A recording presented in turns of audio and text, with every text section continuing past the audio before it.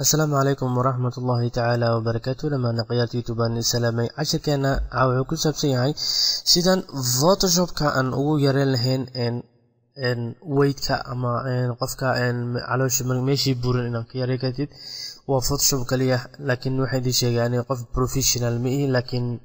وإذن تصيات الصلاة كليه مركا هذا نكان وجد علوش سيد وين سيدا ويريكرنا أنا كنت استعمالنا فوتوشوب marka hore sawirka ayaan soo jaray sidaana ayaan ka soo dhigay marka sidaan ka soo dhigay kale wuxuu jeedaa koobkii waxaan ka tagay laakiin hadda waa beginner kale ayaa lagu talagalay marka kale profession aad culus ay gelaysaa hawsha kan iska xir kan marka u jeedid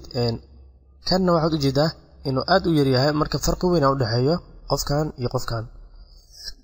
marka qofkan waxa u jeedaa in calooshiisa aad u yar tahay marka sida loo gaabinayo caloosha taasoo tusaale muhiimadan waxay tahay cashirkan loogu talagalay dadka bilowga ee Photoshop ku cusub inay ka faa'iideystaan marka kan ayaan delete ku sameeynaa kan ayaan noo saar waxa leedahay filter ayaa leedahay liquify ayaa ka dooranaysaa liquify marka ka dooratid waxa tagaysaa meeshan ku qoran tahay forward warp tools ayaa tagaysaa meeshan waxaad ka dhiganaysaa 200 ka dhiga meeshaas 1793 brush and pressure kadibna marka ka dhigatid waxa sameynaysaa click ayaad ku siinaysaa waana ku riixaysaa sidaas ayaa u riixaysaa tartiib marba dhinaca click ku siinaysaa sidaas ayaa tartiib u riixaysaa waxa macnaha sawirkii ayaad lagu sameynayaa inuu dib isugu noqdo pressure ku sameynaysid sawirkii hadii aad kor u qaadi kartaa saartii inaad sameysid hadii kale su'aalka waxa muulaysaa in hoos qofka kaga dhacayo kala noqone marka waxaad u jeedaa dhinacaas muruqiisa naaska inuu muuqdo wax yar muuska yar gaabi kadibna sidaan ku soo sameeyay inkastoo white oo aad u yahay hadii aan okay dhahno aan fiirino waxaan u jeednaa xoogaa inuu isbedelay laakiin dhinacan yar uu ka qaldan yahay marka waxa leedahay hadana filter liquify ayaad ka dooranaysaa kadibna sida aad u ratay ayaad u sameynaysaa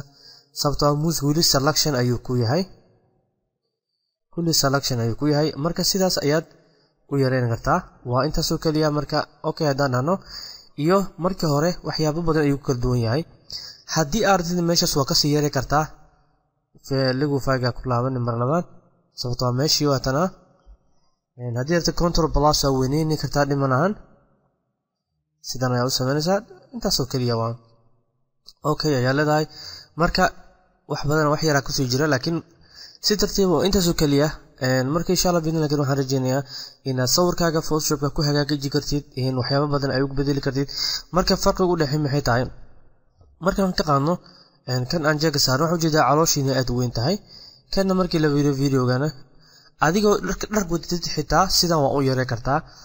muhiimadan waxay tahay inaad ka faa'iideysatid insha Allah bidna laakiin waxay su'aalo kamana ku soo horgataan السلام عليكم ورحمة الله تعالى وبركاته وجزاكم الله خيرا.